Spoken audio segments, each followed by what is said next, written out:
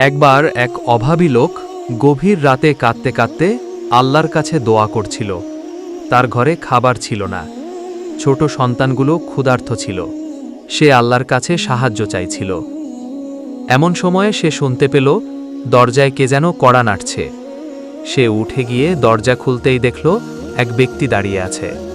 লোকটি বলল, আমি আপনার প্রতিবেশী, শুনলাম আপনি খুব অভাবে আছেন, এই নিন একটি দিরহাম।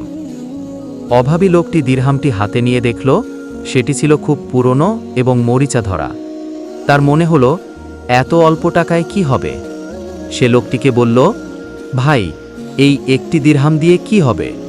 আমার তো আরও অনেক কিছু লাগবে। প্রতিবেশী লোকটি মুচকি হেসে বলল, আপনার যা প্রয়োজন তা চান সেই সত্তার কাছে, যিনি এই দিরহামটি আমার হাতে তুলে দিয়েছেন। এই দিরহামটি হয়তো ছোট, কিন্তু এর পেছনের ইচ্ছাটা বড়। আল্লাহ তাআলা অল্প জিনিসকেও অনেক বরকতময় করে দিতে পারেন। অভাবী লোকটি প্রতিবেশীর কথাগুলো শুনে চমকে উঠল। তার ভুল ভেঙে গেল। সে বুঝতে পারল প্রতিটি দানের পেছনে আল্লাহরই হাত থাকে। সে দিরহামটি নিয়ে আল্লাহর কাছে শুকরিয়া আদায় করল। পরের দিন অভাবী লোকটি সেই দিরহামটি দিয়ে কিছু খাবার কিনল।